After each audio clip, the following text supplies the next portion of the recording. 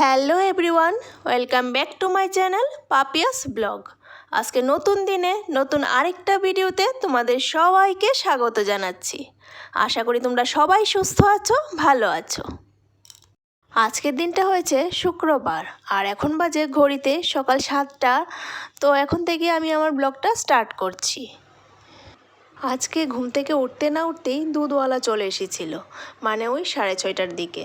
ওই যে একদিন বললাম না যে দুধওয়ালার কোনো ঠিক ঠিকানা নেই, কোনো দিন 6:30 বাজে, কোনো দিন 7টাও বাজে, মানে সকাল সকাল এসে পড়ে। ওরা জানি কত ভোরবেলা ওঠে দুধ টুধ সব রেডি করে তারপর বেরিয়ে যায় জায়গায় জায়গায় দুধ দিতে।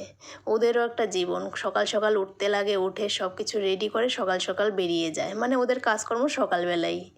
একদিকে কিন্তু ভালো, সকালবেলা যে দুধটা দিয়ে যায়, মানে আর কোনো টেনশন থাকে না যে কোন সময় দুধ আসবে কোন সময় কী না, তাই না?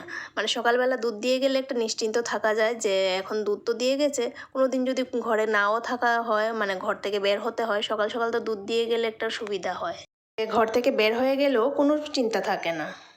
বাই দ্য ওয়ে, আমার কিন্তু এদিকে বেডরুম গোছানো কমপ্লিট হয়ে গেছে, আর গোছানোর পরে এই হয়েছে ফাইনাল লুক।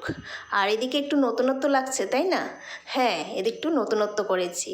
এই যে স্টাডি টেবিলটা, রনির স্টাডি টেবিলটা এবার এই আমার বেডরুমে এনে রেখেছি, আর এদিকে ড্রেসিং টেবিলটা রেখেছি, মানে একটু লুকটা চেঞ্জ করেছি। ওই কম জায়গা হলে যেটা হয় আর কি, একটু অ্যাডজাস্ট করে রাখতে হয়। তো এইদিকে একটু রাখলাম, রেখে দেখি ঠিক আছে, পরা যাবে এখানে বসে। তো যাই হোক, এদিকে রনিকে একটু অয়েল ম্যাসাজ করে দিচ্ছি। রনি বলছে সকালে উঠেই যে আমার মাথাটা কীরকম হয়ে রয়েছে গরমে, একটু অয়েল ম্যাসাজ করে দাও। তো ওকে অয়েল ম্যাসাজ করে দিয়েছি, ও এখন পড়তে বসে গেছে। আর আমি এদিকে চলে আসলাম কিচেনে ব্রেকফাস্ট বানাতে। আর আজকে ব্রেকফাস্টে বানাচ্ছি হচ্ছে পোহা। আর আজকে ডেলি রুটিনের একটু চেঞ্জ হয়েছে, কারণ সকালবেলা উঠে আগে সিরিয়াল বাই কাজ করছি, মানে ব্রেকফাস্ট আগে বানিয়েছি।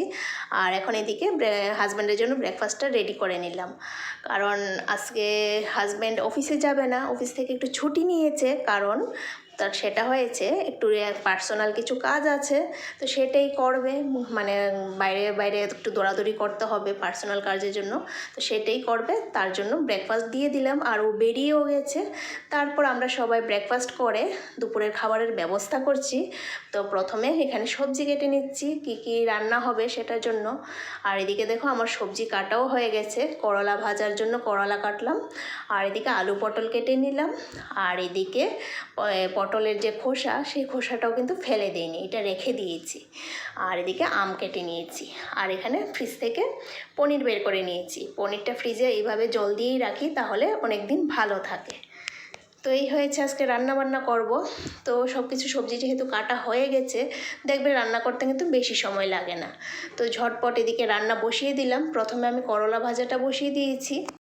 আর এখন কয়টা বাজে জানো? এখন কিন্তু ঘড়িতে সেই সকাল 10টার মতো বাজে, মানে অনেকটাই বেলা হয়ে গেছে। তো এত বেলা করে কিন্তু সাধারণত আমি রান্না শুরু করি না। আর আজকে এইমাত্র রান্না শুরু করলাম, যেহেতু আজকে অফিসে যাইনি, তার জন্য ওই ধীর গতিতে কাজ শুরু করেছি। সকালবেলা আগে সব কিছু ডাস্টিং করলাম, গুছালাম, ব্রেকফাস্ট বানালাম, ব্রেকফাস্ট করলাম, তারপর গিয়ে এখন লাঞ্চ বানানোর প্রিপারেশন করছি। দেরি করে বসিয়েছি ঠিক আছে, তবে কিন্তু দুই দিকে দুই কড়াই বসিয়ে দেব। 1 ঘন্টা থেকে 1.5 ঘন্টার মধ্যে কিন্তু আমার রান্নাবান্না কমপ্লিট করে নেব, কারণ যা গরম, এই গরমের মধ্যে একটা একটা করে যদি রান্না করি তাহলে কিন্তু অনেকটা টাইম লেগে যাবে। আর এই গরমের মধ্যে বাপু, এই রান্নাঘরের মধ্যে মানে প্রচণ্ড হিট, তো রান্নাঘরে তো প্রচণ্ডই হিট থাকে। যার যেহেতু গ্যাস জ্বালানো হয়, এমনিতেই গরম, বাইরের সূর্যি মামার গরমে এমনিই গরম, আর এদিকে যদি গ্যাস জ্বালানো হয় তাতে তো আরও রান্নাঘর প্রচণ্ড হিট হয়ে যায়। আর এই হিটের মধ্যে এতক্ষণ থাকা বাপু আমার পক্ষে সম্ভব নয়, তার জন্য দুই দিকে দুই কড়াই বসিয়ে দিয়েছি, যাতে ঝটপট 1 থেকে ম্যাক্সিমাম 1.5 ঘন্টার মধ্যে আমার রান্না কমপ্লিট হয়ে যায়। তো একদিকে করলা ভাজা হচ্ছে, আরেক দিকে কিন্তু আমার পনির ভাজাও হয়ে গেছে। আর পনির আমি বেশি ভাজি না, হালকা একটু তেলটা গরম করে হালকা একটু ভেজে নিই, বাস। বেশি একটা ভাজলে পনিরগুলি কীরকম শক্ত শক্ত লাগে, তো হালকা একটু ভাজলে দেখবে পনির নরমও থাকে আর এটা টেস্টও ভালো লাগে। তো পনিরগুলি একটু হালকা ভেজে নামিয়ে নিলাম। তো এবার সেম কড়াইতেই এখন সবজিটা করার জন্য ফোড়ন দিয়ে দিলাম। ফোড়নে দিলাম একটু শুকনো লঙ্কা, তেজপাতা আর একটু পাঁচফোড়ন। আর যেহেতু শুক্রবার আর শুক্রবার আমাদের নিরামিষ, তার জন্য সম্পূর্ণ কিন্তু নিরামিষভাবেই রান্না হচ্ছে। তো এইদিকে ফোড়নগুলি একটু লালচে ভাব হওয়ার পর দিয়ে দিলাম সবজিগুলি, আলু পটল, মানে পনিরটা আলু পটল দিয়েই করব, তার জন্য সবজিগুলি একটু ভেজে নেব প্রথমে নুন দিয়ে, তারপরে একটু নরম হলে মশলাপাতি দিয়ে দেব। আর সবজিগুলি এখানে আলাদা করে প্রথমে ভাজিনি, একবারেই ফোড়ন দিয়ে দিলাম সবজি, একবারে ভেজে অল্প একটু ভেজে মশলাপাতি দিয়ে ভালো করে ভেজে তারপর জল দিয়ে দেব। আর আলাদা করে ভাজলে যেমন তেলটাও বেশি লাগে, তেমনি টাইমটাও বেশি লাগে।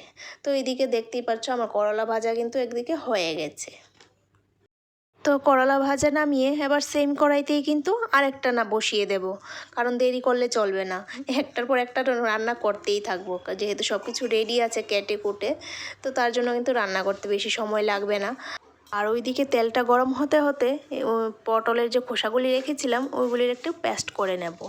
তো তার জন্য পটলের খোসার সাথে দিয়ে দিলাম একটু কাঁচা লঙ্কা আর অল্প একটু দিয়ে দিয়েছি পোস্ত, আর সঙ্গে অল্প একটু জল দিয়ে একটা স্মুথ পেস্ট তৈরি করে নেব।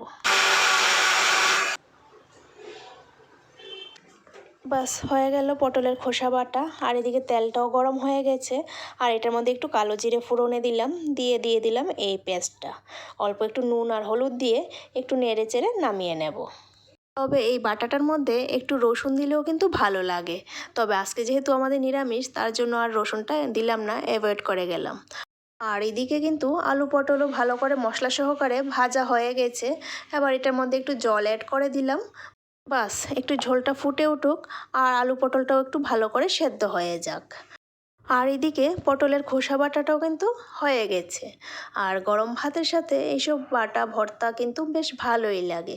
আর তোমাদের কার কীরকম লাগে এরকম বাটা ভর্তা কমেন্টে জানিও।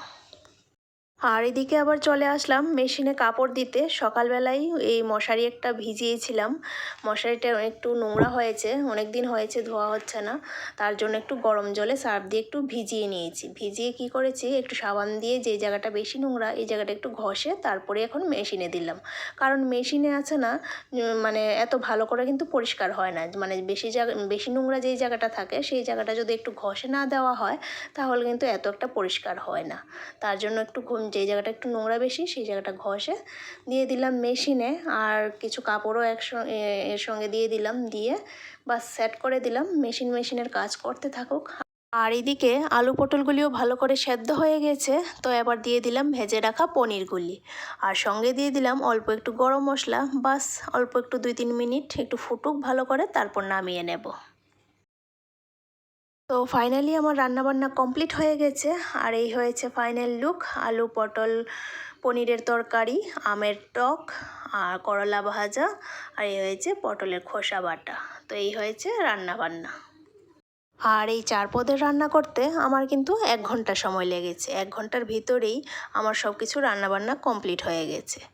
তো এদিকে রান্নার পর যা বাকি কাজ থাকে, মানে কিচেনটা পরিষ্কার করা, তো ওইগুলি করে নিচ্ছি। আর এগুলি করতে না করতেই ওইদিকে বরমশাইও চলে এসেছে, মানে ওর যা কাজকর্ম ছিল সেটা কমপ্লিট করে ঘরে চলে এসেছে। আর বাইরে যা রৌদ্র, ঘরে এসে বলছে বাইরে লু চলছে, মানে প্রচণ্ড গরম লাগছে। তো আমি বললাম যে একটু লেবুর শরবত করে দেবো, ঠান্ডা ঠান্ডা লেবুর শরবত। তো বলছে দাও। তো এই যে এদিকে লেবুর শরবত করে নিচ্ছি, আর ও খাবে মানে আমরা সবাই খাবো, আমাদের সবার জন্য এখন ঠান্ডা ঠান্ডা লেবুর শরবত বানিয়ে নিচ্ছি। তো এখন লেবু শরবত খেয়ে চলে যাব স্নান করতে। তাহলে চলো আজকের ভিডিওটা এই পর্যন্তই। আর ভিডিওটা কীরকম লেগেছে তা কমেন্টে অবশ্যই জানিও। ভালো লাগলে প্লিজ একটা লাইক করো, আর সাবস্ক্রাইব বা ফলো করে আমার চ্যানেলটার পাশে থেকো। তাহলে ফিরে এসছি আবার নতুন দিনে নতুন আরেকটা ভিডিওর সাথে। ততক্ষণ তোমরা সুস্থ থেকো, ভালো থেকো। Tata, thank you for watching.